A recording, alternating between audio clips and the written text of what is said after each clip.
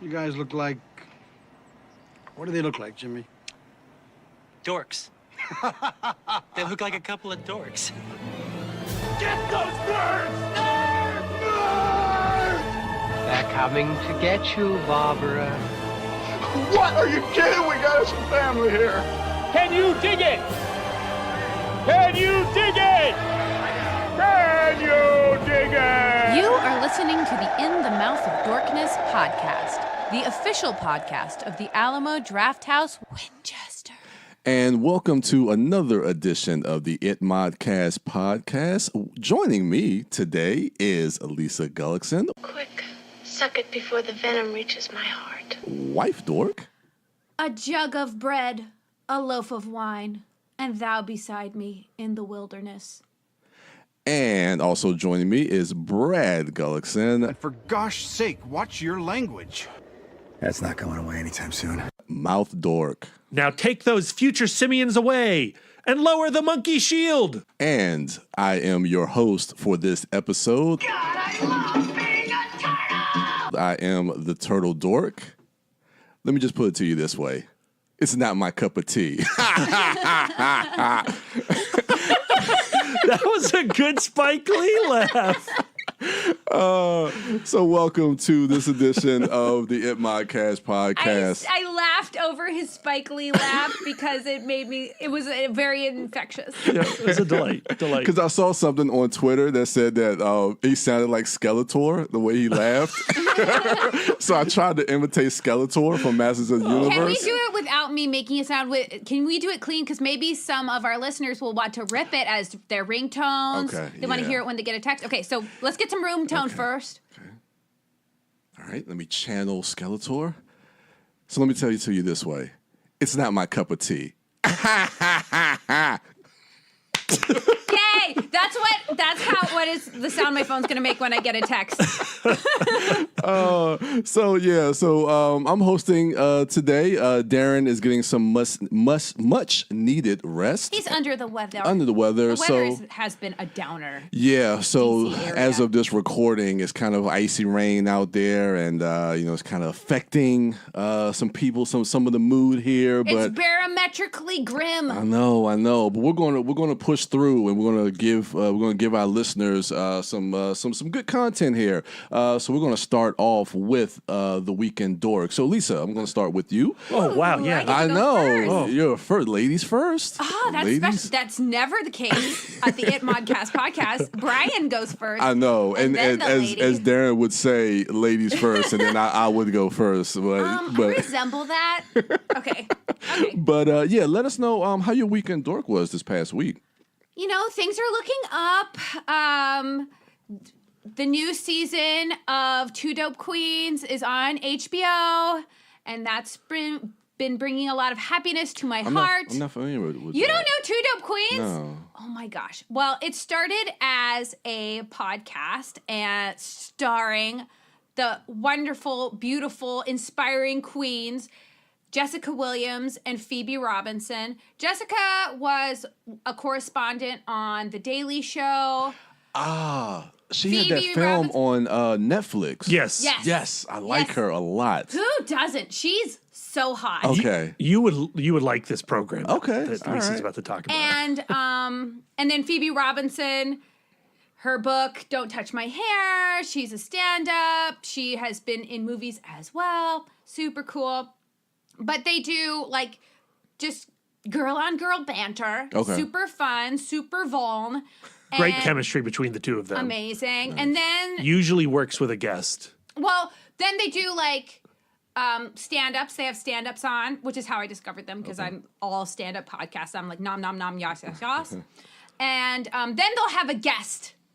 And some of the guests this season, Brad has been watching it with me. I saw the Daniel Radcliffe one. It was awkward. It was? Lizzo, love her. She twerked and played the flute. Yep, that was good. Same time? Yeah. Yep. Oh. She is so It's a sight. multifaceted, all while being 100% that bitch, which is a quote. I wouldn't really Okay. say that. Brian made a face when I said it. It was No, quoting. She's really proud of being 100% that bitch.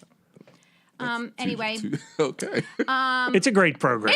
It's super It's fun. an interesting format. It's it's a podcast format. It's something that you would encounter in the podcast world, like ItMod. Now they can wear super amazing gowns and dresses. And so they just take that format and then throw it on stage at like Carnegie Hall or wherever the hell they are. I don't know. In New York somewhere. Oh, so it's in front of a live audience. And a massive audience, like a crazy huge crowd. Okay. Chewed Up Queens is enormous. And so it would be like taking this podcast, if it was way better and funnier, and then putting it on stage like in a front live of event. thousands of people. Yeah. Okay. We're not quite there yet. Us. But, we got to like clone Chris Chaka like 1,000 times. Yeah. Yeah. And then we can get there. Yeah. But so that's been raising my spirits. They did have Solomon Giorgio, who is one of my favorite current comedians. I love him. Okay. But that's not what my Weekend Dork is going to be about. So sorry. Lisa, again, cheating. No worries at all. Well, to some of you, this might feel like old news, but we haven't had a chance to chat. We didn't record last week because of the Oscars. Yeah. And, but on Thursday, February 12th, Peter Tork of the Monkees passed away. He did, yeah. I was devastated when I found out. The way I found out actually was someone from high school who I have not talked to hardly ever just messaged me out of the blue and with just the words, "I'm sorry for your loss." Wow. And I was like, what? What did I miss? Mom, Dad, are you okay? No, I was thinking like, what did I post? But then like, the only time this guy ever messages me is if he's in a place and they're playing the Monkees. So I was like, no. And so, of course. So you put it together pretty quickly from the text. Yeah. Okay. And I immediately went on to the Googles and I found out very quickly that Peter Tork died. He was like, the Monkees are obviously very important to me. They are my boy band. Yeah. They are my heart music. They are my dorkdom. Yeah. And so much part of my identity. But I feel like, I'm an adult now. I have varied interests. Brad is shaking his head no. But varied interests. It hit me really hard. And Oh, yeah. like in waves, because first it was like, oh, Peter Tork, this guy who has been part of my life since literally puberty. Seeing that show caused my puberty. But then like that idea of like, oh, there can never really be Monkees again. There will never be a Monkees concert again. Yeah. Like Davey passed away a few years ago. The anniversary of his death just passed, and that was sad. Yeah. And I was crushed. And there were like magazines and stuff with Davey's face on it, and it was sad. But there has been iterations of the Monkees that were just three monkeys. Yeah. Like Peter Tork was actually the first to leave the Monkees, and after he bought himself out of his contract. Okay. Which was a very expensive thing to do at the time. Yeah, I can imagine. Citing like exhaustion, and there were some pretty clear artistic differences. Okay. And so then the Monkees put out three more albums after that, with two of them with three monkeys, one of them with two monkeys. We don't know how that's okay. It's that last album is changes. It's awful. It's just Mickey and Davey, and it's very sad. But yeah, so there's just never going to be a Monkees concert again, and that also made me sad. But I wanted to take this Weekend Dork to maybe memorialize him a little bit. Yeah. The role he's played in my life, the role he played in the band. Within the context of the TV show, he was always the butt of the joke. He was the kind of naive airhead character. Yeah, kind of like I know, 'cause I used to watch the show as well. And he always kind of came off as kind of like the aloof one. No, he was like the dummy, you know. So he was. They would call him the dummy. He was always the one getting kidnapped. He was always the one getting duped for trusting too much. Yeah. Like he was just a really, nice guy, and he just trusted people. But outside of the show, he was a really big-hearted guy, amazing musician, played multiple instruments, and he was really politically minded. And he really wanted a really just a smart guy. Yeah. Before the Monkees, he was part of the Greenwich Village folk scene.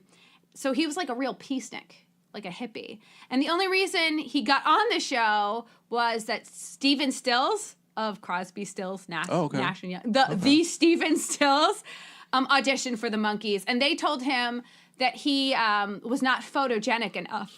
He had like crooked teeth and stuff, and they're like, and they asked him like, "You're too ugly. Do you know anybody who looks like you but cuter?" And so he was like, "Well, there's Peter Tork," and that's how he ended up on the show. And then when he found out he was not going to actually be able to play on the albums, he was like super disappointed. He really liked the idea of being an ensemble, being a band.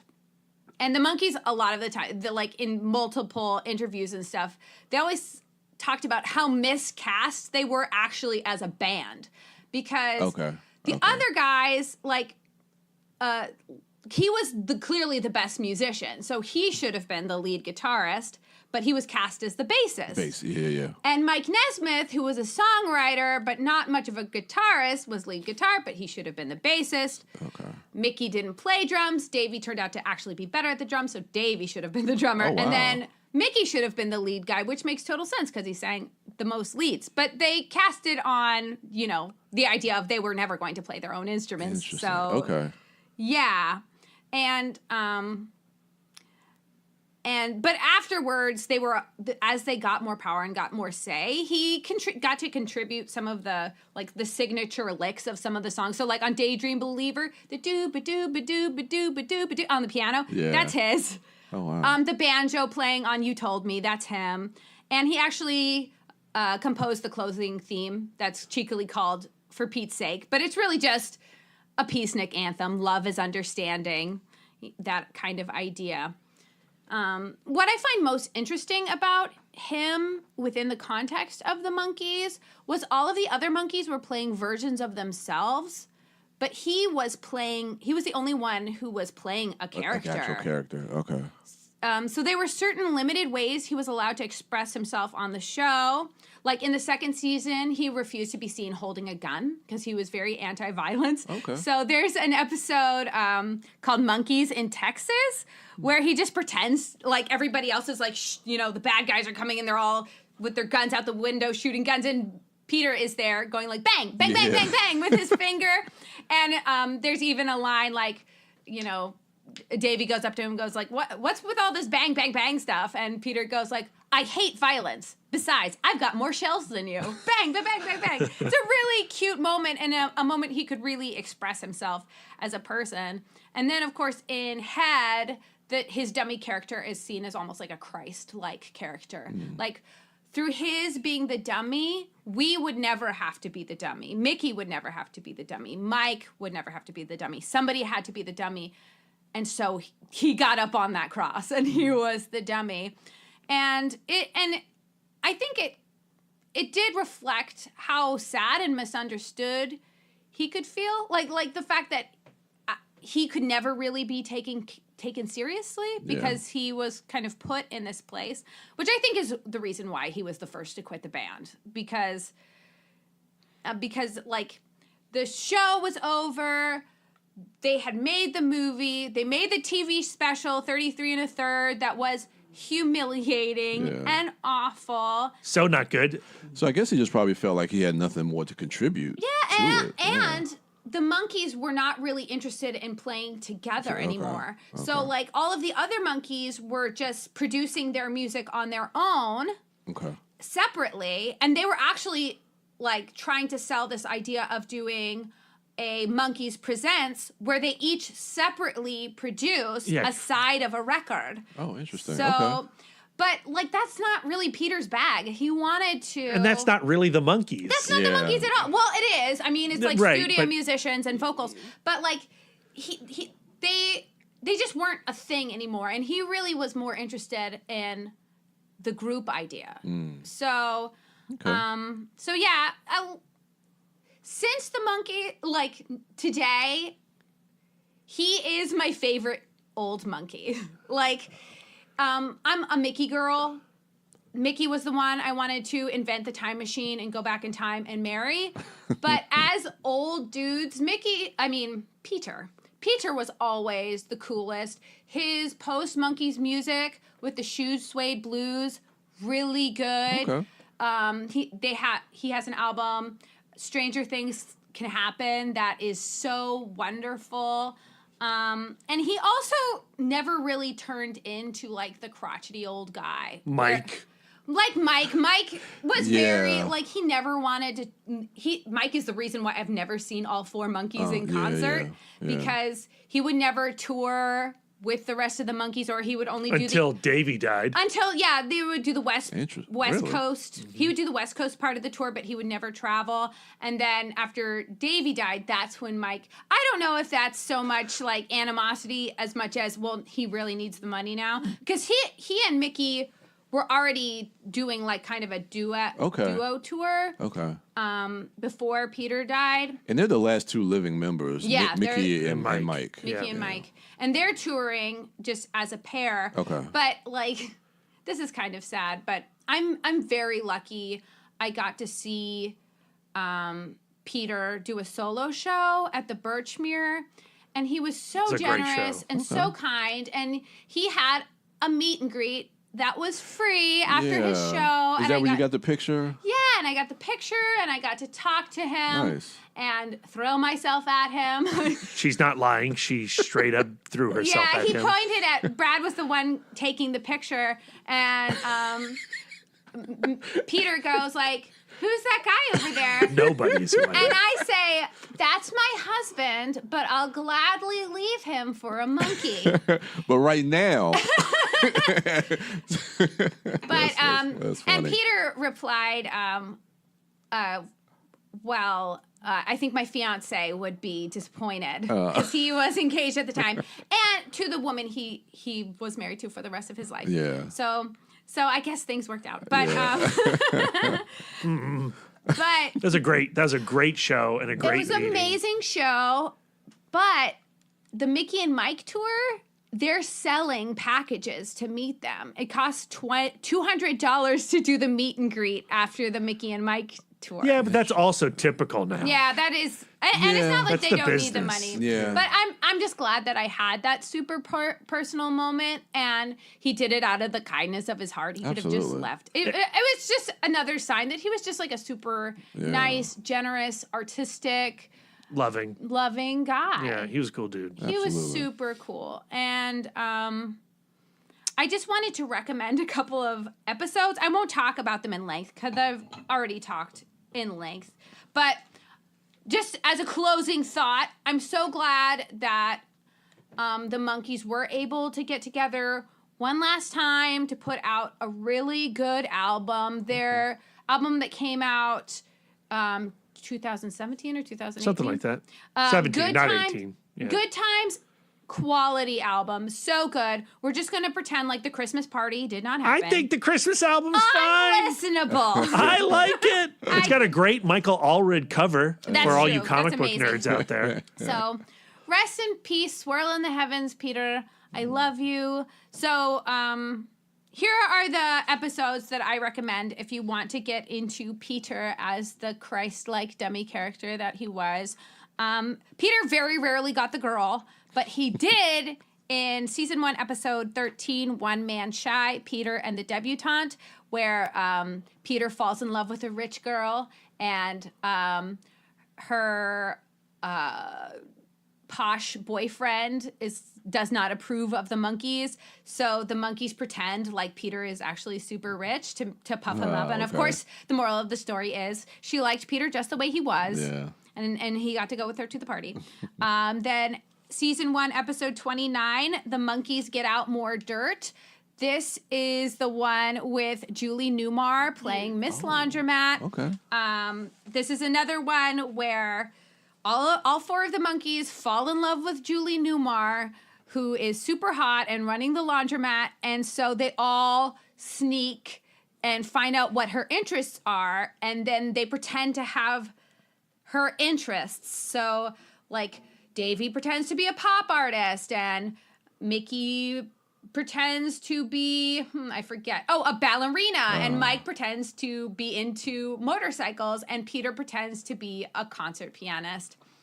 So, which he is, not really. I mean, but he does play keys. Anyway, so that one's a great one. I think these are in order that they come out, but this is my second favorite Peter episode. Season 2, episode 37, Art for Monkey's Sake, where Peter discovers he has this amazing talent for doing, for copying things. So he starts out by just copying doors around the monkey pad. Okay. And but people keep walking through his paintings. So he goes to the art museum where these thugs discover, oh my goodness, he can copy a Rembrandt, and then we can steal the painting. Okay. It's a great episode.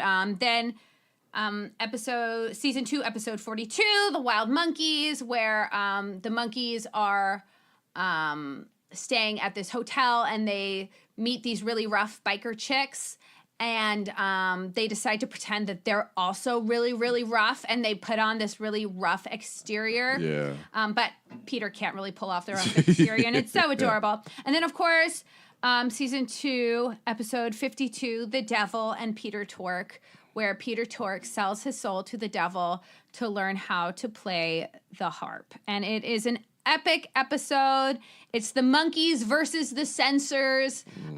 It was very hard to get this to be aired on television because you can't say the word hell on television. Ooh, okay. So it's an epic episode. I've talked way too much, but I love the Monkees. I'll be a monkey girl forever. And Peter, I miss you already. I love hearing you talk about the Monkees, Lisa. Don't apologize for talking too long. Yeah, I love it. The passion comes through. Yeah. If we were, I have so much more Peter knowledge too. I'm really sucking it in right now. So, all right. So, Brad. Yes. Mr. Gullickson, how was your week in Dork this past week? It's been a really wild and crazy couple of weeks. Okay.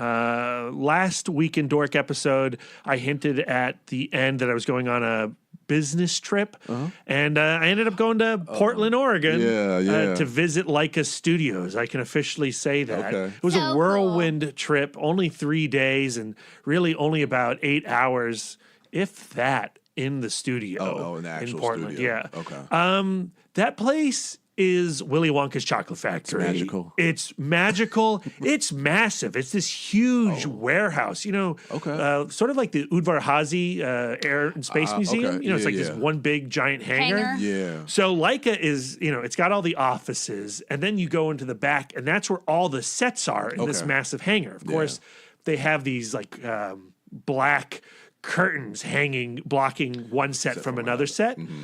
And they were filming stuff for a film that they haven't even announced yet. Ooh, That's secret years film. out. Did you get to look at that stuff? No, Lame. they would not. They Super they lame. kept us only to the missing link sets. That's what we were there for.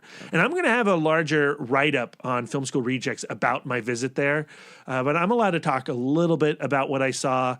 One, we met with the costume designer, we met with the puppet maker, we met with the rigging guy, we met with the production designer, basically all the craft people. Mm-hmm. And, for like a stop motion geek like myself, that's way better than talking to anybody else. These are the people who make the magic happen. Yeah. And we Way saw better than talking to Wolverine. No, that would have been really cool. Like, if I had had an opportunity to talk to Hugh Jackman, that would have been that's really right. cool. He does one of the voices. Yeah, he's in it. Zach Galifianakis is in it, and Zoe Saldana. And the story is basically Hugh Jackman plays a world-renowned explorer. He's done it all. He's gone hunting for Loch Ness and what have you. Okay. And he's going out to the Pacific Northwest to find Bigfoot, and he does. Okay. And Bigfoot's played by Zach Galifianakis, and he wants to find others like him. He's the last of his kind out in the Pacific Northwest, but he's heard tales of this creature called the Yeti, and he thinks the Yeti's his cousin. So let's go to Shangri-La. And he convinces Hugh Jackman's explorer to go on a trip back across the United States, to get onto a boat on the East Coast and go to Europe and then over to, the Himalayas. Wow. So it's this big road trip movie. And they showed us about 40 minutes of it. And it looks good. Really? I love Laika movies. I liked a lot about Kubo and the Two Strings, although I had a few issues with it. Yeah, I really enjoyed that film. But Box Trolls is great, Coraline's great, and Paranorman is the best. But what I saw of Missing Link, I'm feeling really confident that it's going to be a good movie. Okay. And again, just how cool it was to look at these sets, to walk into these sets, take photos of these sets. It's going to be a really great set visit, so stay tuned for that. I was hoping to publish it on Monday, but we haven't gotten the final word. The other cool thing about that trip was that our friend Emily Sears. Yeah, I saw on social movies, media. death, and being our friend. So she was covering it as well for Birth, Movies, Death. Nice. And, I finally got to meet Hoy Tran Bui of Slash Film and several other folks. It was a lot of fun, And while I was in Portland, I had one night to myself. So what do? I go to the world famous bookstore, Powell's Books, which is the size of a city block. Not as big as Laika Studios, but almost. Wow. It was a huge bookstore, and its selection was overwhelming. Oh, wow. Their graphic novel section was like 6 rows deep, and the shelves went, 15 feet into the sky. It was like being in, the warehouse Raiders of the Lost Ark. Wow. And I bought one book because I just couldn't make up my mind, a magnet for Lisa, a magnet for my parents. Okay. And then I left Portland. So you didn't go all out and spend a lot to get. I mean, I could have, but I overwhelmed is the right word for it. It was just too much, too many books that I wanted and to look at, what have you. And wherever you go, pop figures. Even Powell's Books, pop figures everywhere. Oh, yeah. Okay. So that was Portland. Never been there before, or if I had, it was like when I was a baby. So it was cool, and just as hipstery as you think it is. Did you see any cool beards? I saw lots of beards, lots of flannel, lots of dark rimmed glasses like myself. Like on the way back, I got a lift, and the lift guy was an artist who had his portfolio in the back seat and made me look through his portfolio so I could check out his art. And then he gave me his Instagram business card. I like it. Hustling. It was cool. It was hustling. I like it. It was nifty. It was a nifty little place. That's cool, man. And then after that, there was the Academy Awards. Still Awesome was going on. Yeah, New Jack City. So we screened New Jack City. Because it was the Academy Awards and the weather wasn't that great, not a huge crowd. I think we had like 14 people. Yeah. And we were missing a few dorks, Brian. We were missing a few dorks. I know. I had to do Oscar coverage. Yeah. And I appreciate that. And you had a great Oscar feed on your Twitter account. Thank you. But I had never seen New Jack City, and I enjoyed it. Okay, and I hadn't seen it for probably 15 years. Yeah, it's been a while for time. Me. And it really does feel like the natural progression of what Melvin Van Peebles was doing in the late 60s, early 70s, right? Melvin Van Peebles, fed up of the Hollywood complex, says, I'm going to go out, make my own movie, make Sweetback's Badass Song. Yep. It's a racially charged, angry, societal assault of a film, right?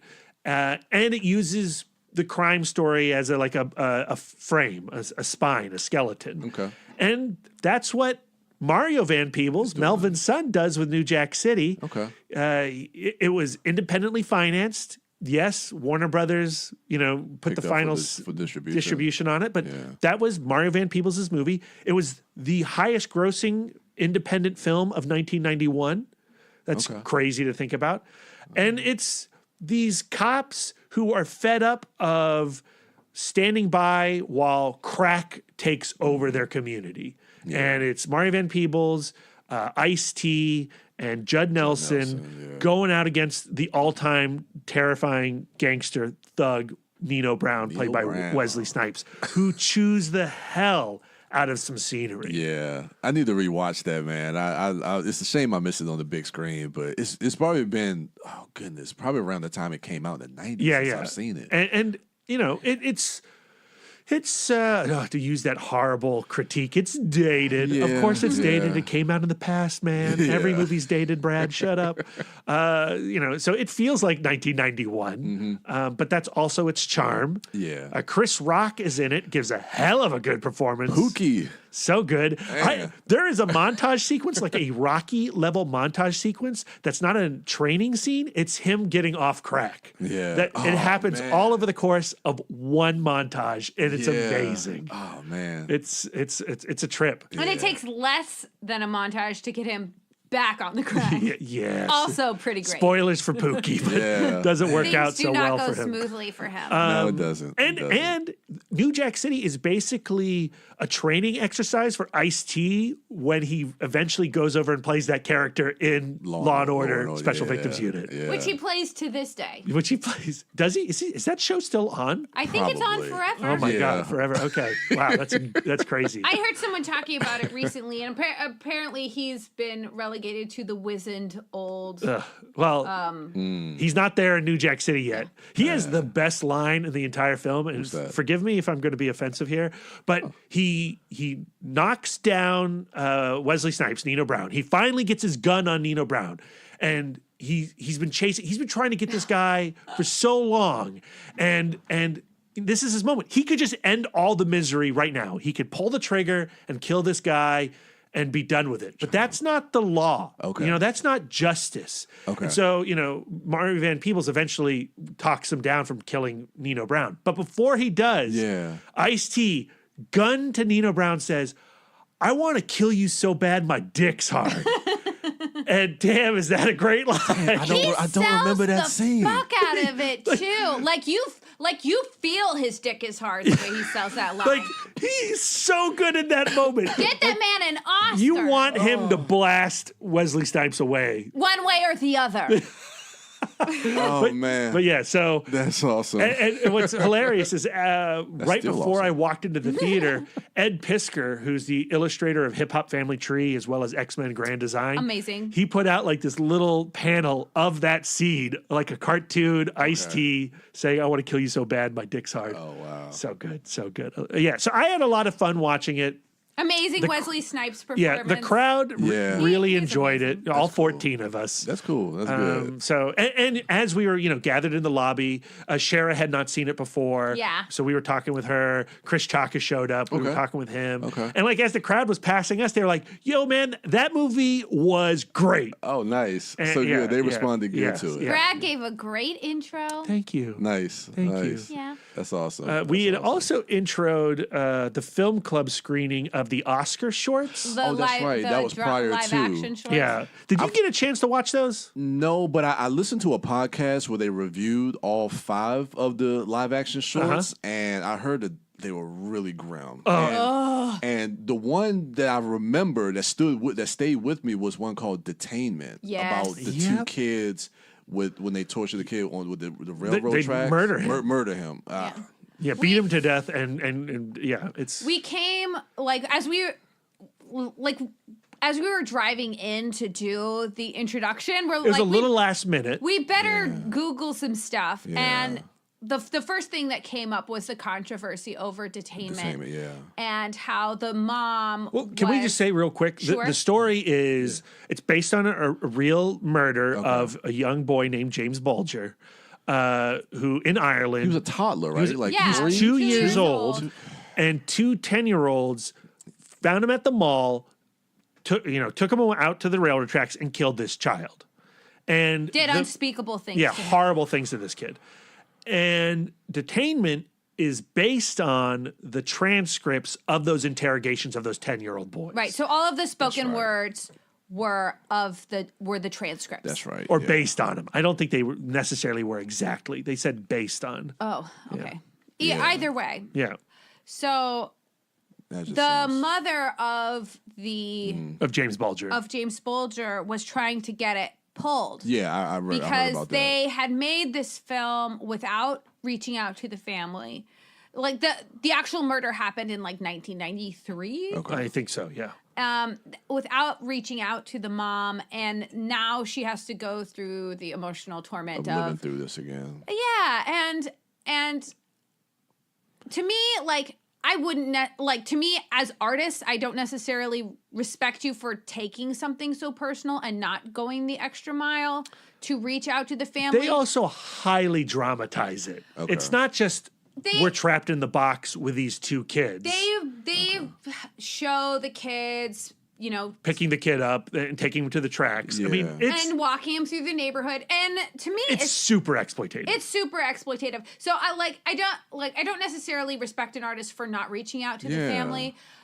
But then going in, I'm like, yeah, but I'm not really like the film is made, and maybe pulling that film would be a bad precedent. And maybe there's something to be said about exploring this evil that has occurred in these two children. Exactly. We can explore it. And then, but when we actually watch the film, we're like, you know what? Actually, fuck these guys. Yeah, it's trash. It's not good.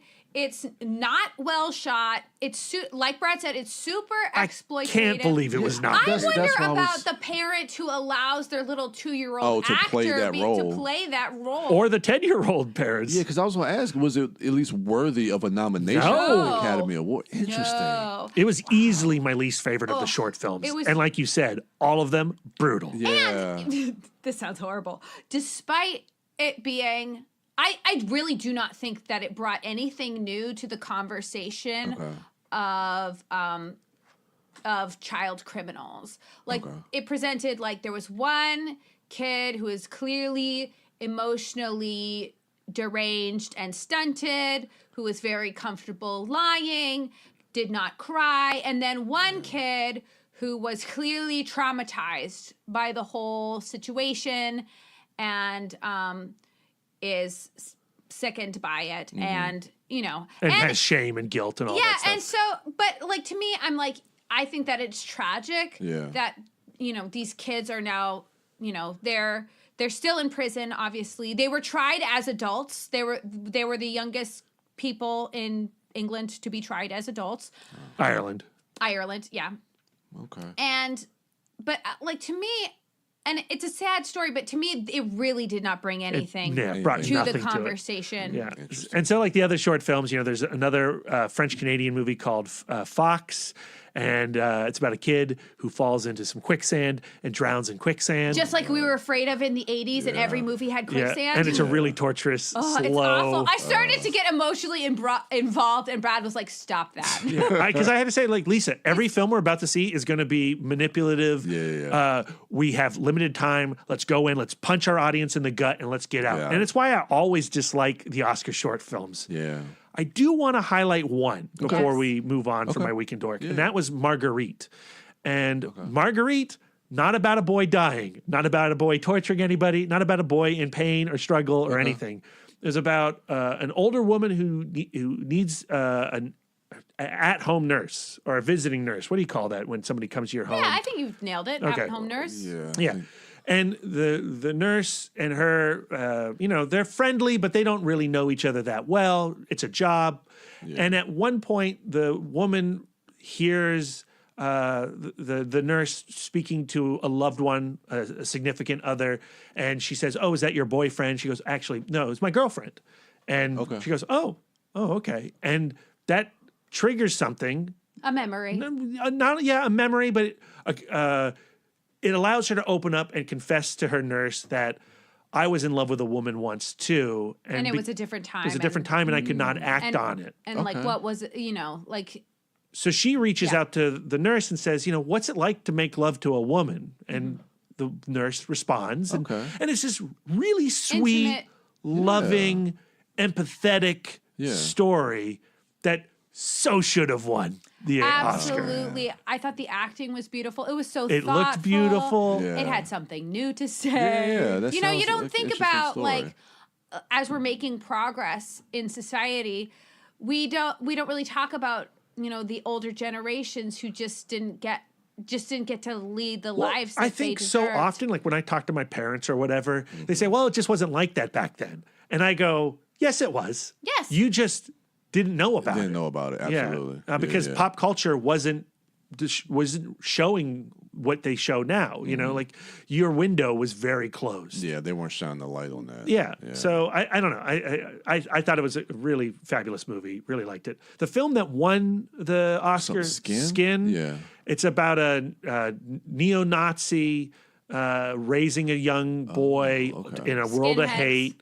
And they have an encounter with a black guy at a grocery store. They beat him up. By an encounter, like the guy was just, having a pleasant, exchanging pleasantries with the guy's son. And so the racist piece of shit took offense to it. And beat him up in front of his whole family. Yeah, it was fucking severely horrible. beats them up. And then that guy's family goes to get revenge, kidnaps the neo-Nazi, and with a tattoo gun, tattoos him black with ink. Yeah. And then I'm going to spoil it because go ahead, the 'cause movie's it's a not short that film. good. You don't need to see it. The little boy kills him thinking it's an intruder coming back to his house. Yeah. And so it's one of those, like, look what happens to you. Your racism kills you. Yeah. And, that's very Twilight Zone of you. But also felt dated. Little on the nose. And again, it was one of those things where it just comes in, you have a limited amount of time, let's be really graphic and punch our audience and get out. But it had the most, renowned cast. It was Jamie Bell, Danielle McDonald. Was that Jamie Bell? Yup. According to... No. Jamie Bell's going to be in the feature film version. It wasn't Jamie Bell. But it says 2018. Yeah, that's not the right one, Lisa. That's the same director. Jamie Bell's playing the role of the lead guy. The lead guy in the short film. Well, Danielle McDonald is totally in it. So they're doing a feature on this. They're doing a feature, except I think the feature is taking out that Twilight Zone element. Okay. That's what I've heard. Interesting. Okay. So yeah, man, pretty good weekend dork. Yeah. Lots of good stuff. Yeah, we're going to talk a little bit more about the Oscars and our Oscar review cast, but also you talked about Still Awesome with New Jack City. So I guess we can kind of plug our next Still Awesome, which is Scott Pilgrim versus the World, which is on March 17th. Yes. Tickets are currently on sale. Yes, they are. So listeners, if you're in the Winchester area, even if you're not, definitely go and get tickets for Scott Pilgrim versus the World. This is a great movie. Super excited. A film that did not get a lot of love when it came out originally. Yeah. And if you've never seen it on the big screen, This you is your really chance. owe I'm it so to stoked. yourself. Yeah. And I did a little Oriental Trading Company shopping, and we're gonna have some coinage happening at this screening. The skinhead is played by Johnny Auld. In the actual short film. I made a mistake. Okay. Which is totally allowed. No, you're wrong, Lisa. It's Jonathan Tucker. Whatever. So great weekend dork. So I guess I'll for me I did a couple of rewatches. Nothing real. I did watch a couple of new films, but films that you guys have already seen. Like what? Roma, because I wanted to catch up on some of the Oscar stuff before. I haven't seen Roma. You haven't? No, I have not. Okay, so I won't spoil anything, but I was nervous going into the movie because I've heard a lot about this is a very immersive film, and this is a movie that really is designed to kind of be seen in the theater, because if you watch it at home, you can easily get distracted by doing other things, and if Put you're your on phone your down and stuff like that, and you can really, you really do have to immerse yourself into these characters. And so I said, you know what, I want to see this before the Oscars because I want to at least have some type of insight if this actually starts to win some awards. So I sat down and watched it at home. And I gotta say, man, this movie really surprised me. I liked it. Yeah. I liked it a lot. Good. Yeah, cool. It's about 2 hours and 15 minutes, so it's a little long. There's no score. And he shoots it. It almost feels like a portrait of this maid. I don't have her name. The actress? Yeah. It's a name that I would butcher. I'll look it up. You keep talking. And Cleo was her character's name. and it's more of a portrait about her. And I will be honest with you, like as I was watching the film, there were a couple of slight moments where I was kind of in and out of the film, but there's certain things that happen throughout the course of this movie as the movie goes along that really kind of grabs your attention with her character and the situations that she go through with certain characters. And it just really hits you at the end of this movie in a way that it just kind of crept up on me. I was like, what is this salty discharge coming from my eyes? I didn't know what, because I didn't feel myself getting invested into the movie. But at that end, it just hits you. That's so interesting that you say that. So I caught it at the Alamo Ashburn when it played. And I'm watching it and I go, yeah, this movie's very pretty. I like the photography a lot. This story is interesting. Everybody's, it's engaging. Yeah. But then suddenly, and I was not aware of it happening. Okay. Something does happen that is a very emotional human experience. Yes. And I found myself bawling. Yeah. And I realized, whoa, I was really sucked into this character's story and this family's story. And it really, really surprised me. Absolutely. I've stopped Lisa from watching it at home. She wanted to. Okay. Because I agree. Because I had that experience where I think if I had been at home, I would have gotten on my phone and started playing Tetris, right?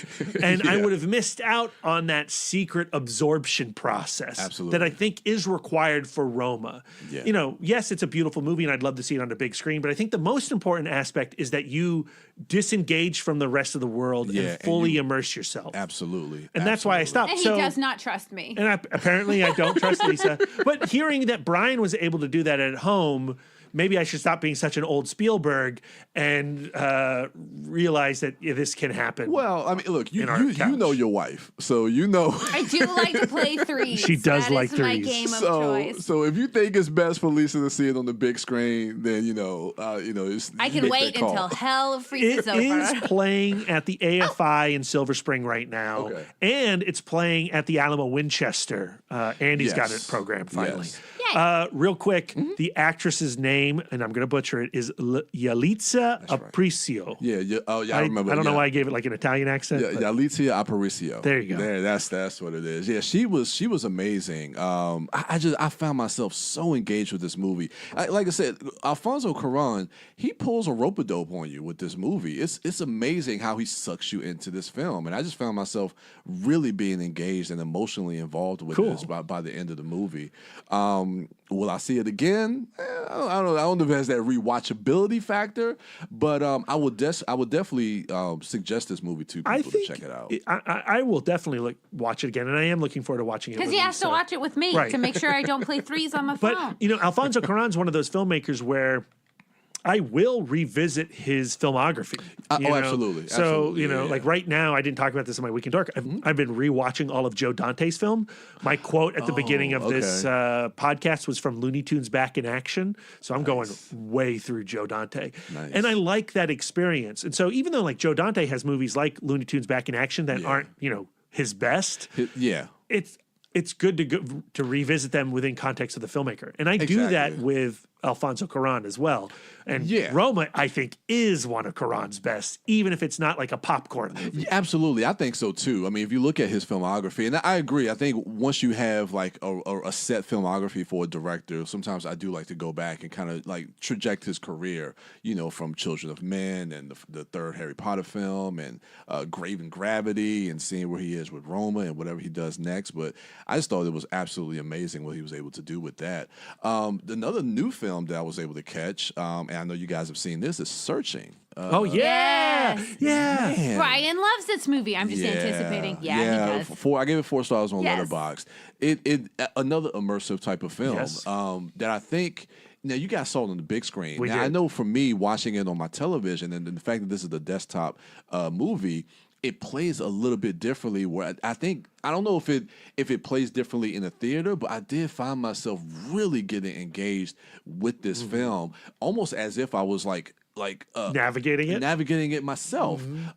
Like just him talking on the phone, like doing the FaceTime and going through the different tabs and how he was able to kind of get into his daughter's Facebook page, and all that stuff was just like, it was just incredible the way they were able to really tell this narrative story that way. Yeah, and how it hooks you immediately at the beginning of the film. Oh my God, man! I don't want to spoil anything, but the missed call. Yeah. Oh, good. My God. I've rewatched this. I had an opportunity to speak to the screenwriter and the director of the film. Okay. And when I rewatched it on my laptop. Dude, talk about a weird immersive experience. I highly recommend anybody, if you've seen Searching already, or if you haven't seen Searching, go watch this on your laptop. Man, oh man, oh man. Yeah, John Cho I thought was amazing in the role. I mean, and just all the twists and the turns that you see with all the different characters. Again, I'm not going to spoil anything, but man, this was a pleasant surprise for me. I really, really enjoyed this movie. Darren actually suggested the movie for me to watch, and I watched it today. And I was going to have this be my main thing on my Weekend Dork, but then I watched it, and I didn't really. Oh no! And he's not here, so let's trash. So I'm sorry, Darren. It was a movie called Psychokinesis. It's on Netflix. Now, this is from the director that did Train to Busan, because he knows how much I love. Great movie. I love Train to Busan. I mean, if I was to go, I told you guys, if I was to go back to 2016, that would be my favorite movie of that year. Yeah. So sorry, La La great Land. movie. I love that film. So I was like, okay, he did that. So let me go check out Psychokinesis. And again, Korean films, they mess with tone a lot. And they do that with some comedic tones. And Darren told me, like, man, this movie is really funny. Didn't really find it that funny. Sorry, D. But I mean, I thought the ending was pretty good, but it tells a really, really sweet father-daughter relationship, the same way that it has in Train to Busan. Now, this movie is not Train to Busan, so he told me not to go into it with that type of expectation, so I didn't really go into it with that. But I just found myself, I don't know, like, it's been a rough weekend for myself, so I just wasn't really fully engaged. So I may try to revisit it a little bit later, but this watch I had today, I was just not into it. So 2.5 stars as of now. Did some rewatches, man. I rewatched, oh goodness, what did I rewatch? Overlord, A Star is Born, King Arthur, Legend of the Sword. I love that you love this movie. Man, I kept thinking about like the review cast that we did. And I regret that. I regret that review cast. But looking back on it, it's actually kind of funny because it really just caught me off guard. I was like, oh man, we're gonna do this review cast. We're gonna have such a great time talking about this movie. And I get here and I'm like, oh. Everybody hates it but me. That's a bad place. That's a lonely feeling. Yeah. But man, I cannot deny how much I just had so much fun with that movie. I need to rewatch this movie. Honestly, my heart fills with joy when I see the light on Brian's face when he talks about it. It's almost turning me on. I'm just so grateful it exists for you. Yeah, I am too. I'm like one of maybe 3 people that like this movie. But I mean, I was doing a lot of rewatches because I was cleaning my apartment. So I usually like to have stuff on in the background. I'll sit and watch it for a while, but it just kind of, I'll get engaged every now and again because I don't like to watch something new when I'm normally busy. Yeah. So I was like, I feel like I'm in the mood for King Arthur. I watched the first Turtles, the 1990s Turtles film, just without saying a masterpiece. It's a 5-star film. It's a great movie. I may be biased, but but you're also right. You're also allowed to be biased. Yeah, and I can quote that movie from beginning to end, which is sad but yet amazing. Elias Koteas, man, as Casey Jones. Man, could we get that one as a still awesome? Who owns that? Oh, 1990. What? Yes. God, what studio? New Line Cinema. New Line Dude. Cinema. Let's make it happen. Andy Kyerson. Dude. All right, we got to give him a new list. We do have, we need to put. We got to put that together. That's got to be at the top. All right. Yes. We'll put that together. So that was pretty much my Weekend Dork. Outside You had a beautiful Weekend Dork. Yeah. I'm so proud of you. Caught a lot of movies. Like I said, some rewatches, some new stuff. The Netflix is doing me good because there's a, like, we'll get into it, I guess, when we talk about the Oscars. But Netflix is doing a lot as far as like coming up with some good original content, especially in 2019. I'm looking forward to The Irishman, Triple Frontier. Let's not get ahead of ourselves. ourselves, Brian. That Irishman. I'm not so sure yet. Okay, I'll hold back until I get a full trailer. But instead of like one bullet just traveling. Okay. It's still early though. It's gonna come out in the fall. Yeah, So okay. They just don't want to show us what their young CGI. I know. faces look like. I am kind of cautiously, we'll I see. hear Sam Jackson and Captain Marvel though is the best yet. He in the trailers, he looks okay. It almost feels like they didn't have to do much de-aging for him. Just put a wig on him and some makeup, and I don't know, man. I mean, He's a young-looking old man. Just even in the trailers, it just doesn't. It looks natural. It looks good. Yeah, so it looks great. I'm excited for it. Well, they got that Marvel money. Yeah. Yeah, And also a Irishman. wizard on staff. Irishman's got that Netflix cash though, and they're going to be gunning hard for the Academy Awards next year. Yes. Oh yes. Hopefully it's worth it. But Netflix, like you say, they got a bottomless pit of money because they dropped a lot. Dude, right Roma. now on Netflix today, you can go watch The Boy Who Harnessed the Wind, the Chiwetel I Ejiofor's just put directorial that debut. in my queue. I love that good. film. Yeah. You can watch Paddleton. The best. Okay. So good. Okay. You can watch Velvet Buzzsaw. It's interesting. I still need to check that one out. It takes risks. It's interesting. High Flying Bird, the new High Flying Bird, yeah. New Soderbergh So movie. like, you cannot deny that they are going for it right now. Absolutely. And Michael Bay's next movie's coming out this year, Six Underground on Netflix. And Zack Snyder is about to go into production on his Netflix movie. So they're bringing in big names, man. I'm they're excited. distributors, man. They're a film company. So that is our week in Dorks for myself, for Lisa, and for Brad. Darren will just have to do a fortnight in Dork the next time we see him. Yeah. Because we want to know all of the things he's been doing. I know he was beta testing some video game. Oh, never mind. Never mind. I don't care. Sorry, D. So when we come back from the break, we are going to break down all the Oscars talk. We may be a little late. You may have heard all of the hot takes. Not all of the hot takes. Not all. They haven't heard us talk You're about right. it. You're right. So Brian's going to defend Green Book. Ooh, stay tuned. Let's find out if that's true or not. It's not. It's not. So stay tuned, and we will be right back. Hey, this is Liz from People I Think Are Cool, a bi-weekly podcast where I interview my favorite creatives from across the globe. If you're looking for a dose of creative inspiration, then go to peopleithinkarecool.com or subscribe to People I Think Are Cool on iTunes and Stitcher. You like film, from cult to classic, from blockbuster to B-movies. And there just isn't that one place with all the fan fervor and passion that's covering the kind of mad, diverse brilliance that you love. Well, that's where you're wrong. AfterMovieDiner.com is that fan-built movie nirvana just for you, featuring the sweet, sweet writings of the wife dork herself. AfterMovieDiner.com. Go there. Be the best you can be. And we are back. And we are here to break down the Oscars, 2019 Oscars for the films of 2018. So, Brad and Lisa, how do we want to do this? What categories? Now, before we get to some of the main categories, you want to talk? I think before the break, we started by throwing shade at Green Book, right? Yeah. I don't want to start there. No, let's lead up to that. I think there is a lot to celebrate. And there is. I think let's celebrate with the big acting awards, right? Okay. Okay. It's not to say that this is going to cure Oscars so white, but it's really great to see the diversity amongst these winners. Yeah, so we have a woman, we have an Egyptian man, and we have an African American man and an African American woman that took home the main acting awards. Yeah, and like Regina King. Awesome. If Beale Street Could Talk, great performance. I wish there had been more love thrown that way to that movie. Me too. But it's nice to see that Regina King got to shine during the awards and get some attention on that movie, and hopefully more people will watch it because of this win. Absolutely. And her performance in that film was amazing. The scene where she goes to Cuba. Oh. Yeah, and she confronts the lady, and even those quieter scenes when she's switching out her wig before she goes to see, and even in the beginning when she has to meet with the family of that scene, is so good.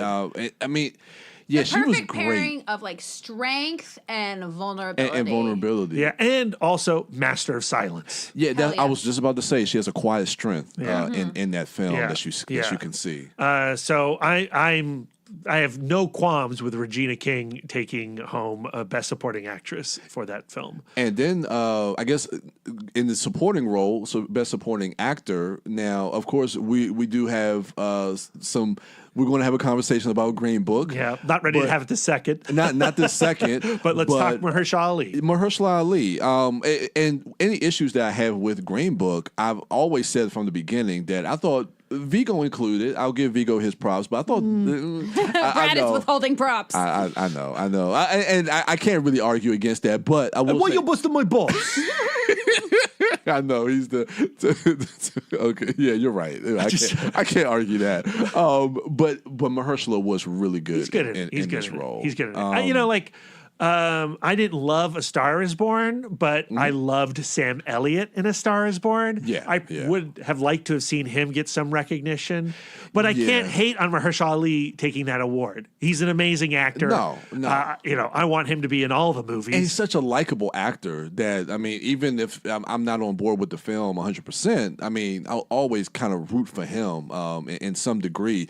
Honestly, my first choice for me was Adam Driver. I thought Adam Driver would talk about like the subtlety of Regina King. I think he gives such a subtle performance and such not a nuance, but it expands in so many different areas throughout the course of that film. I need to rewatch Black Klansman. I liked Black Klansman, but I wasn't like in love with it the way that you are. Yeah. And that obviously so many other people are. Yeah. I struggled with the tone, and I think Adam Driver was a big part of my unease with the tone of the movie. Okay. So I need to revisit it. I'm going to do that soon. See what I think about Adam Driver. I mean, I love Adam Driver. I love Adam Driver as the boyfriend in Girls.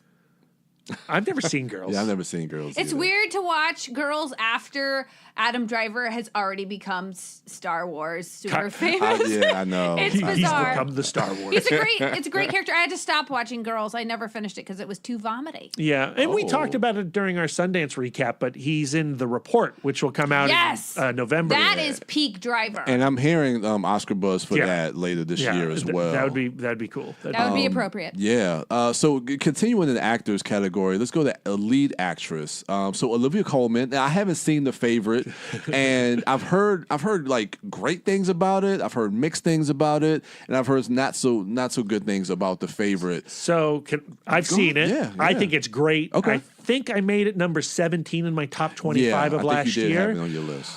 I really want Lisa to watch it. Okay. But there's so much vomit in this movie. Oh, really? Yeah. There are 4 separate vomit sequences, and none of them are good. So if anybody has any kind of You got skills time with codes? editing, just do a Lisa cut of The Favorite. I want to watch it at home. I think Lisa's really going to like it. I'd be curious to get your take on it, Brian. Yeah. I think you'd enjoy it as well. Olivia Colman is a beast in it. Really? She's so good. Okay. And it's one of those movies where, for 2+ hours, you're watching people just be savage to each other and in the most wry and biting way. Mm-hmm. And it's a total delight. I'm going to keep using my word delight. It's a total delight of a film, but it's problematic for Lisa. Now, neither of you guys have seen The Wife. Have you? No, not Because yet. I know leading up to the Oscars, like Glenn Close was winning everything, and she was the front runner to win this category. And of course, in the beginning, Lady Gaga was in the conversation, but that kind of died down the closer we got to the Oscars. And this was Glenn's 7th nomination. Yeah, and no win. So, I mean, what do you think about that? Well, you haven't seen The Wife, so you really can't say. I know. I've heard the same things that you've heard. That she's great in it. The movie's only okay. I can tell you, I've watched the trailer, and honestly, once I learned that I wasn't going to be able to watch the Academy Awards live because of the Still Awesome screening, once I learned that, I stopped trying to see all the movies I had missed. So I'll get to The Wife maybe someday. I can't even really promise that because the trailer looks really blah to me. Yeah. So going to the final acting award, the lead actor. Now we did talk about. I love the diversity that we saw this year, but I will say Bohemian Rhapsody Rami Malek. Not my favorite out of these nominees. I'm happy for him. But you guys didn't see the show, which is funny. So, I've seen a lot of still photographs of his win backstage. Okay, but during the show, when they actually give the nominations, and you know how they show a clip of the movie? Yeah, I heard about this. So they're showing clips for Christian Bale, Bradley Cooper, William Dafoe, and Viggo Mortensen. And when they show Rami Malek, it's just that one scene of him playing Bohemian Rhapsody at the piano. And it's just, which is a cover. I mean, which is a lip sync. Yeah. And it was atrocious. It was laughable. I was like, meanwhile, Bradley Cooper's like, what the hell? What's happening? Like, I acted, I directed, I sang, I produced. And I just rewatched A Star Is Born, and Bradley Cooper's amazing in that film. And then when you see this clip, it's laughable that I was like, why did you pick this clip? And then he wins Best Actor. Look, I like Rami Malek. I like him too. I've liked Rami Malek ever since I saw him in Need for Speed. I thought, dude's interesting. That's right. He's got a cool vibe to him. Yeah. And I'll watch whatever he's in. And I watched Bohemian Rhapsody. And I like Queen. I love Queen. Queen's great music. Yeah. I love Freddie Mercury. Yeah. I don't think he's good in this film. No, he's doing an impression at best. A bad one, in my opinion. The script was not doing him any favors. It's terrible. It's garbage. It looks horrible. But guess what? My parents loved that movie. Lots of people love this movie. They were gushing about this movie. Granted, we didn't know what they were talking about because they kept on calling. What were they calling it? Rhapsody in Blue. Rhapsody in Blue. Oh, we've already done. Yeah, let's not mock your parents. And They're not listening. I'm not going to begrudge anybody that likes the movie because we talk about art is subjective, Yes. and if people and I've heard people that are really smart that say, look, I just wanted to see a VH1 behind the scenes. I didn't want to get too deep into the story, and this gave me that concert feel. And it's so funny to me because every time somebody talks about this movie who loves it, they always talk about the Live Aid portion of the movie. I'm like, okay, that's great. That's the last 20 minutes of the movie, and that was awesome for me to watch it in the theater. But because that wasn't the crowd, acting. it wasn't. Recreation. It was a recreation, and it was great to watch in the theater, but I came out of that. We saw a sold-out crowd at the Alamo in Charlottesville, I want to say. Yeah, because we were hanging with my in-laws. Yeah, and the crowd was way into it. And I came out of that going like, that was fun. Yeah. I gave it 3 stars. My sister-in-law. I rewatched it, though. Dude, that movie is garbage. I do not like it. I think it's disingenuous. Yes. I think that it is aesthetically ugly. Yeah. Some of the editing. Yeah. But I agree, art's subjective. I'm not here to crap on other people's opinions, but from my point of view, I think it's the worst thing nominated at the Academies. And I'm including Detainment, which we talked about in our Week in Dork. I really found Bohemian Rhapsody to be atrocious. So I'm gonna segue this into what you just said, Lisa, because I'm gonna kind of break this down a little bit differently. If you guys don't mind, you're the boss. What is it called? What's the boat driver called? The power. You've got the helm. No, I've got the helm. Okay, so let's segue into editing. You talked about how badly edited Bohemian Rhapsody was, but unfortunately, it won Best Editing. What? John Ottman wins Best Editing, and again, I mean, I know you just talked about Black Klansman, but for my money for Best Editing, I really want, because when we talk name another movie that's nominated for Best Editing. Yeah. Oh, let me pull it up. Give me a second. Black Klansman, The Favorite, Green Book, and Vice. Oh yeah, all better. Yeah, okay. And it's so funny. I don't know if you guys have seen that clip on social media and Twitter that people that conversation scene. It's almost not fair. I know. But that's just so, because I don't know, me who I do weddings on the side, so I do a lot of editing. I'm in front of a computer a lot. So editing and cinematography are like 2 categories that I was kind of looking forward to seeing. And when I saw Bohemian Rhapsody, I was like, oh, man. But like John Ottman, a lot of the conversation about him winning is, if anybody is responsible for salvaging Bohemian Rhapsody from the fiasco that was this transfer from Bryan Singer to oh God, the guy who played Soap in Snatch. He's the director of Eddie the Eagle. Oh yeah. That guy. Dexter Fletcher. Dexter Fletcher. Yes. Yeah. So the editor is going to piece all that together. And so giving him the award is saying, like, good job, you got it across the finishing line. Yeah. That's a very cynical approach to why he may have won. Yeah. I don't understand it. I don't understand the wins that it got for sound mixing and sound design. That's typical for the Oscars when it comes to like a music pick. Music, concert films, or war movies. Yeah. Because I would have given that to A Quiet Place. First Man. First Man. Yeah. So let's go to let's talk about Alfonso Cuarón and Roma, because that took 3 awards. So he took Best Director, Best Cinematography, and he also took Best Foreign Language Film. So Netflix and Alfonso Cuarón had a pretty big night. And he's the first director ever to win for both directing and cinematography. That's never happened before. Okay, that's right, because he lensed the movie himself. Yeah. Which is amazing. It was just incredible. Now, they didn't take home the main prize, but for Netflix and Cuarón to take away 3 Oscars, I mean, I think this does kind of see a change in the landscape, especially with Netflix being involved. Well, I guess we can get into that conversation. And what's a little bit. interesting with the Best Director category is what Alfonso Cuarón's gotten it. Guillermo del Toro, Iñárritu. Yeah. Damien Chazelle's the only white guy in there for the last 6 years. Exactly, which I find that to be kind of interesting. So Mexico has the directing thing on lock. And I can't really argue any of those wins for them. I think all the direction on all those movies is phenomenal. Yeah. And I think, Roma, sure. Yeah, because directing, I mean, maybe I'm biased. I was rooting for Spike. For Black Klansman. Sure, same. We have Adam McKay for Vice. No. Yorgos Lanthimos. That would have been good. I always like saying his name. Mm-hmm. Powell Pawlikowski. Sure. Have you guys seen Cold War? Haven't seen Cold War yet. We've seen his film that he did right before that, Ida. And really liked Ida. Okay. Really excited to see Cold War. Haven't seen it yet because I wanted to see it on the big screen, and it's been a struggle to see it that way. But. Okay. So another film is Black Panther, a movie that we all love here in the Dork Cave. Yeah.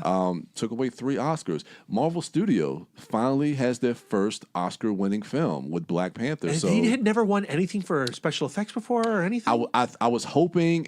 Actually, we'll get into that after this visual effects, because I was hoping Avengers: Infinity War would take that. But let's talk about Black Panther. It's got costume design. Yeah, Ruthie Carter. Ruthie Carter. Production design. Yeah, Hannah Beachler and Jay Hart. Jay Hart. And this was a surprise one for me, was Best Score, because I could have sworn Beale Street was going to get that hands down. Yeah, it's a great score. But I'm actually happy for Ludwig Göransson to win that award. So let's talk a little bit about Black Panther. I was very happy with all those wins, and I was rooting for that film in those categories. Yeah. Ruthie Carter. I mean, if you cannot watch Black Panther and not be mesmerized by the costumes of that film. I mean, the Dora Milaje, everything. In that movie. She's doing everything. She's doing the suit, right? Yeah. She's doing Killmonger's suit. She's doing the Dora Milaje. She's doing the various tribes of Wakanda. Yes. And she's costuming Lupita Nyong'o's dress in South Korea. The stuff she puts on for Angela Bassett. Everything. No contest for me on that award. No, because they create a world, and we talk about them together with Hannah Beachler as well. The production design. I mean, they literally had to create an other world that has to live within our world. This isn't like Guardians of the Galaxy where it takes place in the cosmos. This is on Earth, but yet you're able to create this otherworldly feel. And between the two of them, between the costume and the production, I thought they did a phenomenal job. With these awards. What you think of Black Panther winning these, Lisa? These 3 awards. I think that it's absolutely wonderful, and I think that they are legitimately innovative in a way that we haven't seen in a long time. Yeah. But then, I don't know, all of this buzz about Black Panther maybe getting Best Picture. I was getting all wrapped up in that stuff. I loved to see, like... It was a little bit like when Mad Max Fury Road was getting all those technical awards. Yeah. And then... You thought... Yeah. Maybe. I don't know. Maybe the world is a more beautiful place than I anticipated. No. I think that's impossible based on, well, we're going to get into that best picture conversation. I want to talk about that later. Yeah, we'll save that for last. But yeah, you can't get mad if the Black Panther wins. It's just so exciting. So awesome. And Ludwig Göransson, great score too. Yeah. I'm really happy for him. And I didn't know that he was roommates with Ryan Coogler at USC. And that's the one thing I love about Ryan Coogler. You can hear it in the speeches that everyone gave, how much he gives them so much carte blanche to really kind of find their own creative style. And people love working with him. I love Ryan Coogler as a director. Same. Yeah. And it's just I was just happy for him. As much as I thought Beale Street was going to win that score, I really was happy that. Well, when you look at Coogler's productions, he's, you talk about Roma, right? Mm-hmm. When people talk about Roma, who are they talking about? They're talking about Alfonso Cuarón in every category, right? He's responsible for, the casting of that film. They don't talk about the casting director. They talk about how he went out and he wanted real people, no actors. He does his own cinematography. He's the producer. Roma is an Alfonso Cuarón film. Ryan Coogler really celebrates his departments.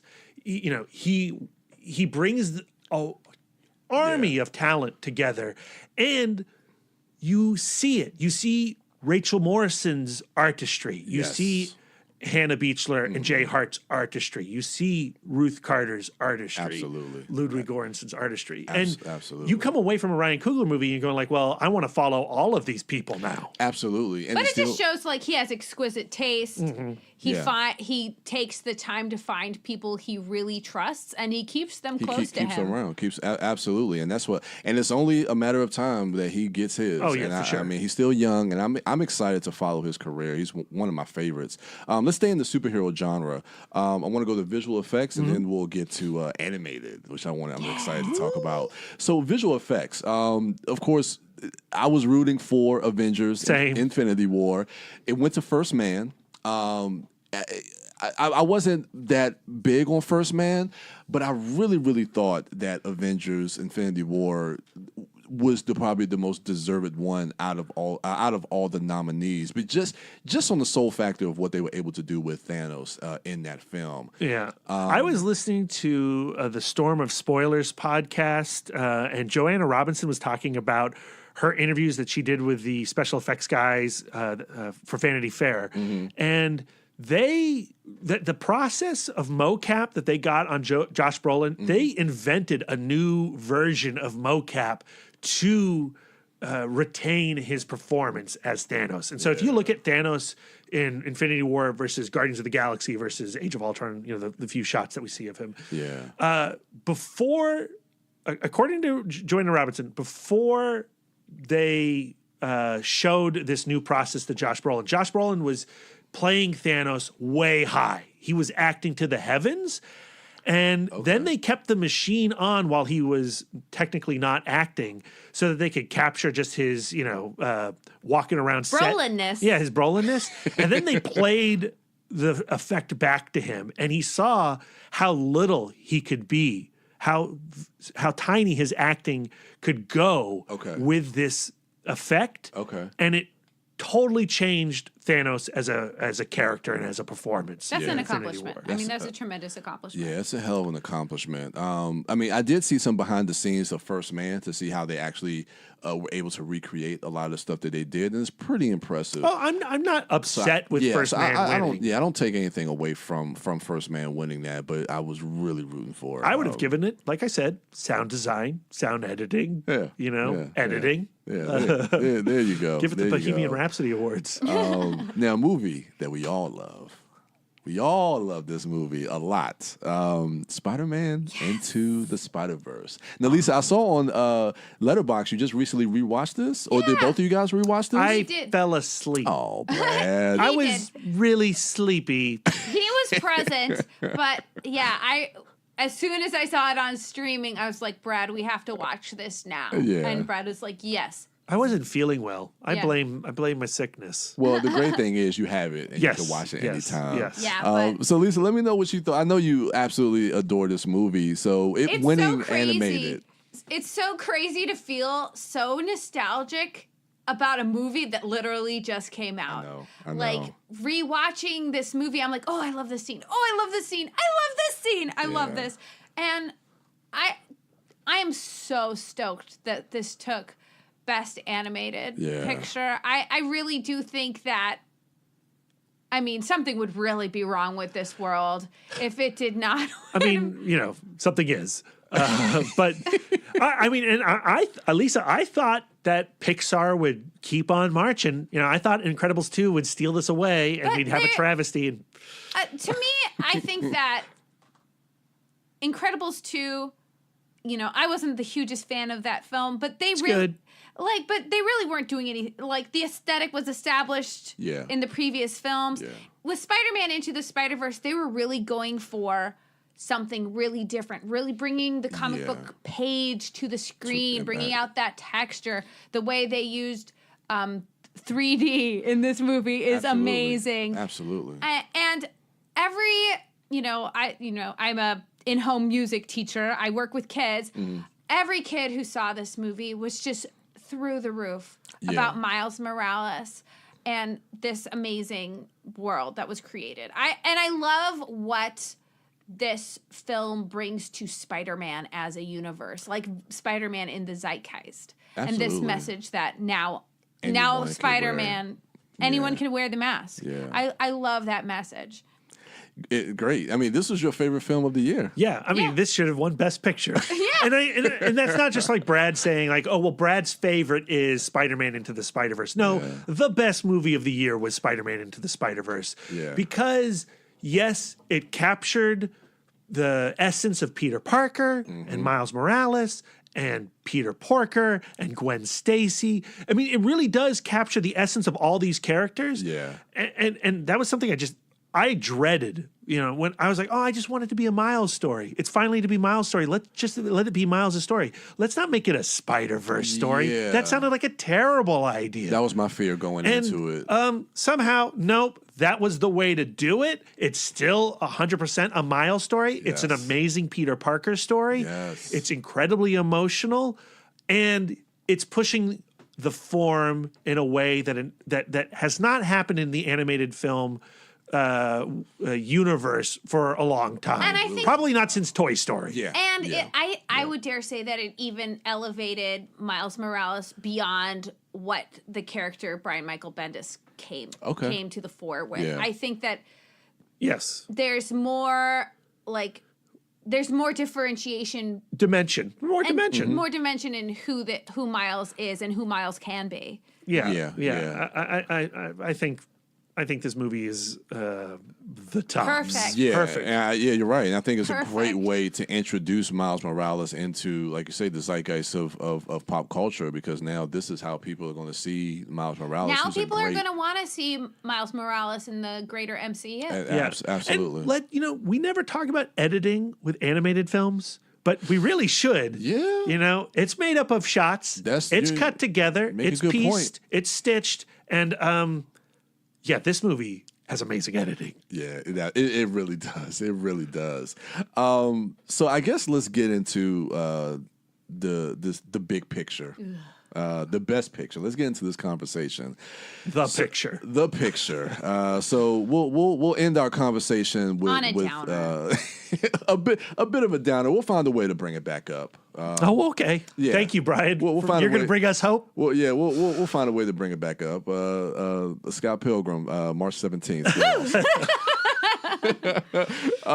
So I'm trying to find the list of nominees here for Best Picture. So as I'm looking here, I have it. I have the list of Green nominees. Book won. Yeah, Green Book won Best Picture, and it was eight Best Picture nominees, and I cannot find it. Do you have it up, Lisa? Yeah, so the nominees were Vice, A Star is Born, Roma, The Favorite, Bohemian Rhapsody, Black Klansman, Black Panther, and Green Book. Yeah, and so Green Book took this prize home, and it's safe to say that as soon as Julia Roberts read off the name Green Book, that Twitter they had their fingers ready. Yeah, I'm gonna reveal something about my New Jack City screening. Yeah, while I was watching that film, I had my phone up under my hoodie. Okay, no one could see it. Okay, I just needed to know who was winning. Right. Okay. And when I saw that Green Book won the Best Picture, it was towards the climax of New Jack City. It was a bad feeling. It was just not fun. Yeah, I watched the show live, and when they called Green Book, it was immediate disappointment for me. And then the thing that kind of really took it over the edge was really Peter Farrelly's acceptance speech. Now, you would have thought he would have gotten his crap together after his Golden Globes speech. Yeah, I know. I missed that, but I heard about it. And him praising Viggo Mortensen, not mentioning Don Shirley, not mentioning, and forgive me for the gentleman's name who actually created the Green Book. I mean, it just, and to see a stage full of white faces for a film that has to deal with racial tensions around the Deep South around this time. Again, in a year where Black Panther's nominated, Black Klansman's nominated, we had Sorry to Bother You, Blind Spotting. So many, The Hate You Give, so many different movies that dealt with the Black experience from the Black voice.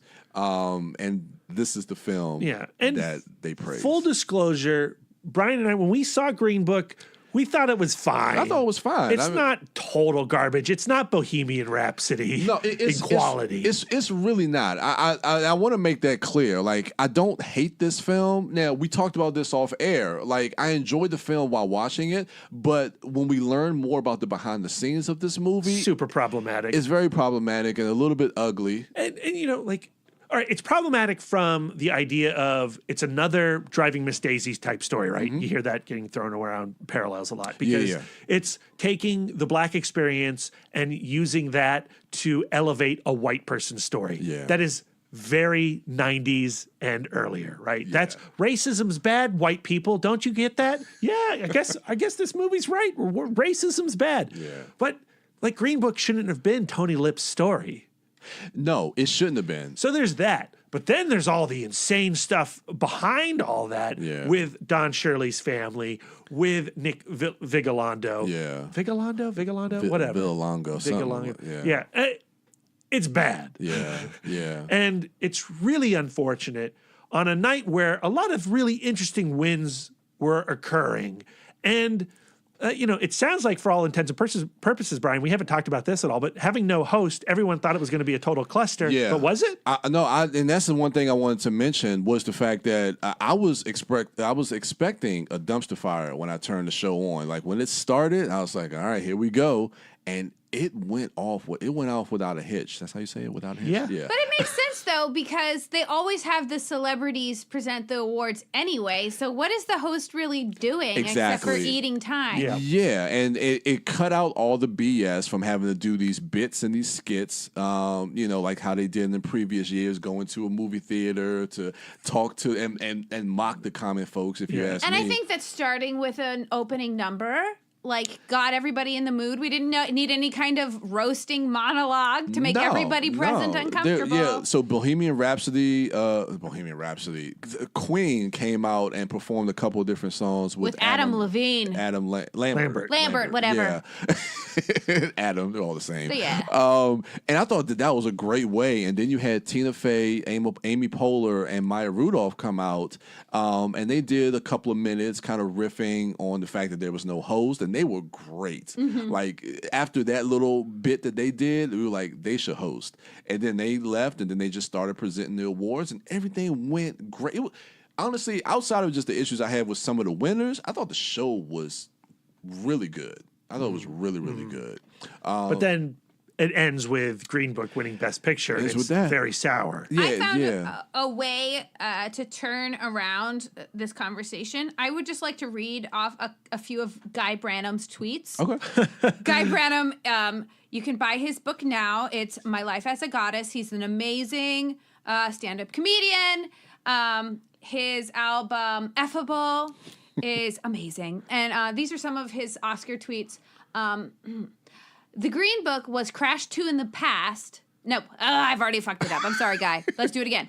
The Green Book was Crash 2, Crash in the Past. That's a good one. That's a good one. How about this one? Driving Mr. Daisy. Oh, yeah, he's still talking about Green Book, obviously. Driving Mr. Daisy, but Mr. Daisy is a black gay guy, and the guy driving is made of marinara sauce. You like that one? I like it. Here's this one. This is less a joke and more just a fact that I agree with. 10 Best Picture nominees is a disease and has brought this upon us, but it also made Moonlight win, so I will shut up now.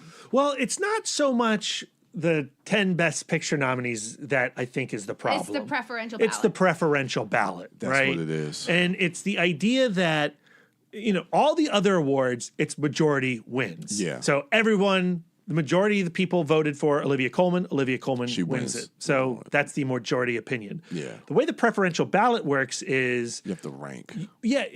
Everybody votes, and the film with the least amount of number one votes gets knocked off immediately. Yeah. And then that person's votes becomes their number two votes becomes their number one. So if you think about it, like what would be the least likely film to win Best Picture? Favorite. The Favorite, maybe Vice. Bohemian, yeah. And then whose vote? What are their number twos? And their number twos are maybe Green Book. Green Book, and that goes to the top. And then so Green Book goes to the top. And that's how Green Book takes Best Picture. And that's the thing. And the thing is, all you have to do is have 50, I think it's 50.1% of the vote to win. So Green Book theoretically could have just had a bunch of number threes or number twos, and it wins Best Picture. And that's why, if you look at the past several winners, we have a lot of splits between director and picture. I see. Right. Okay. Damien Chazelle, Moonlight, Alfonso Cuarón, Green Book. Yeah. And if we're going to continue doing the preferential ballot, we're going to keep having contention amongst whoever the winner is. Do you think that the reason the preferential ballot is done is to create more diversity? Yes. Okay. It is to create. It is to shake up and vary up the chances of who's going to win, and that it's not the same type of film over and over and over happening. Because you can't argue that Green Book is very different than Shape of Water and Moonlight. Exactly. So. I say this every year, and it's a ridiculous thought, but I always think like, why isn't Best Picture cumulative? Like, they say they list all of these pictures and these movies are winning Oscar after Oscar. Like, shouldn't the movie that wins the most Oscars just be the Best Picture? If it has all of these amazing ingredients, how is it not the Best Picture? And then on that front, though, Lisa, this year, really interesting. Yeah. There is not a runaway winner. It's a lot of like 3-3-3-3. Yeah. But if you think about it, other Oscars did Green Book win? One, and that was Best Original Screenplay. 3, I think. Oh, Mahershala Ali. Oh, yeah, 3. Original Screenplay and Best Picture. Oh, so that ties with Black Panther. So they should be tied for Best Picture. It was split. And for Roma. Yeah. Yeah. Three-way tie. Actually, each Best Picture nomination came away with an Oscar. Yeah, which does not happen often. Yeah, because Vice got Best Makeup. I like to... Like, this is the best case scenario for a film fan like me, because I like to see the love spread, and I like to see people going, oh, well, maybe I need to check out First Man because that visual effects run, because I that's how I am. And I'm just mad that a movie that I think is incredibly mediocre wins Best Picture. How about this guy Branham tweet? We have made enough movies about how a white person was nice in the 60s. Yes, I agree. I agree with that. Yeah, I mean, I always call Green Book the movie about racism that makes white people feel better about themselves. And we got a lot of those movies too. We feel, I gotta say, pretty great about ourselves. So I think we covered Best Picture a lot. The last thing I do want to mention, I want to give Spike Lee a shout out. I think Best Adapted Screenplay. He's been in the business for 40 years. and everybody talks about Do the Right Thing and Driving Miss Daisy from '89. Do the Right Thing wasn't even nominated, and that's a movie that is a staple, especially 30 years removed. And to see him finally get his Oscar and the way he leaped into and I love the fact that Sam Jackson so good. Was the same way Guillermo del Toro was able to give the award to Alfonso Cuarón, because they're really good friends.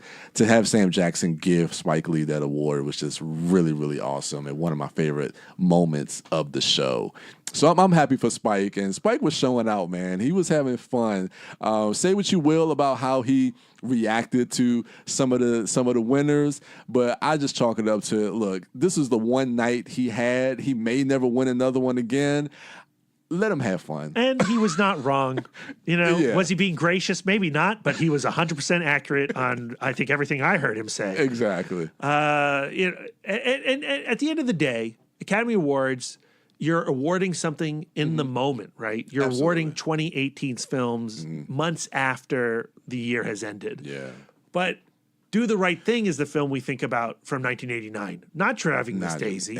No one's talking about that film. Yeah. No one's ever going to talk about Green Book again. They're going to talk about Black Panther. They're going to talk about Spider-Man Into the Spider-Verse. Yes. Those are going to be the movies that stand the test of time. And I hope, and I know we're not going to always get this with preferential ballots and just the way the voting academy is, but my hope is that the Best Picture will represent those movies that stand the test of time. 20, like you said, 20 years from now, we look at the year of 2018. The movie that's going to represent that year is a movie like Black Panther. It's not going to be a movie like Green Book, and that's the thing that was just disappointing for me. Is I want to see those movies that stand the test of time be represented as the Best Picture of that year. Movies like Paddington 2. Movies like Sorry to Bother You. Yeah. Wouldn't that have been a wonderful best screenplay? That's what nominee? the dorkies are for, guys. Oh, There you go. Sorry. There you go. Go listen to our dorkies. There you go. There you go. So that is our coverage, the ItMod coverage of the Oscars, the Academy Awards of 2019. So, yeah, guys, remember to check out the podcast at ItModcast. Lisa? Yes. We can check you out at Sidewalk Siren. at Baked Dork. Uh-huh. And what are you looking forward to this upcoming week? Well, what am I looking forward to? What's going on this week? Captain Marvel. Oh, yeah. I'm really looking forward to Captain Marvel. It's going to be amazing.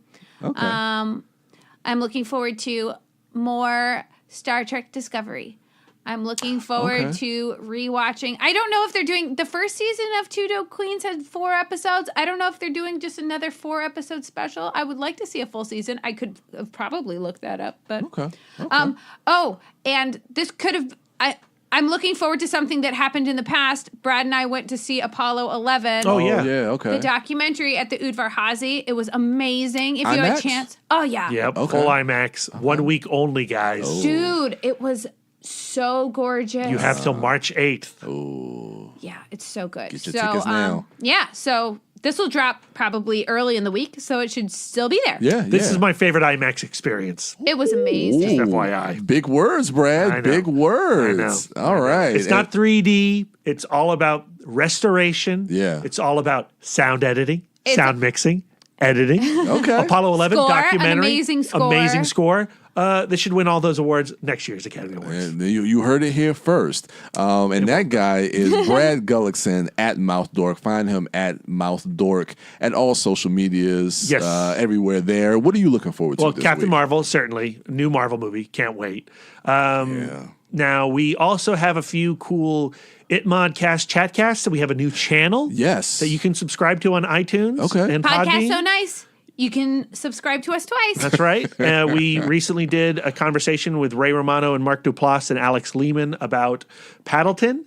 This week, this Wednesday, we have director Dan Gilroy of Velvet Buzzsaw and Nightcrawler on. Okay. And we'll have some special guest appearances of Renee Russo. Chiwetel Ejiofor, talking about The Boy Who Harnessed the Wind. The handsome Morgenstern guy. Billy Morganson will be on there. Oh, handsome. And To listen then next week, the week after that, we're going to have Robert D. Krzyzkowski, the director of The Man Who Killed Hitler and then the Bigfoot.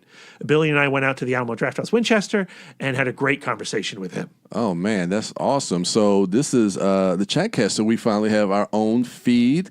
So we got a lot of content coming on that page. Yeah. So yeah, look for that on Apple Podcasts and everywhere podcasts are is found. That is ItMod's Chatcast feed. I am the Turtle Dork. You can find me at the Turtle Dork on Twitter, at the Turtle Dork 1 on Instagram, and Brian William Young on Facebook. It's hard for me to remember my own social media handles. I'm impressed. But I did it. As for myself, of course, Captain Marvel, I'm looking forward to. That's probably the only big thing, and just any other surprises that actually comes up. And also, remember, guys, March 17th, still awesome. We have Scott Pilgrim versus the World. Tickets are on sale now. Make sure you go out and get that and enjoy one of the best movies probably within the last 10 years. Oh, it's for sure. Easily. For sure. Bring your favorite evil ex. Yes. And fight them. And fight them in the theater. Yeah, we'll make cage match. So that's going to do it for us, guys. Stay tuned later this week. We're going to have our fistful, give you a sneak preview, a fistful of captains in honor of Captain Marvel coming out. So with that, how does Darren do this? Until next time. Until next time.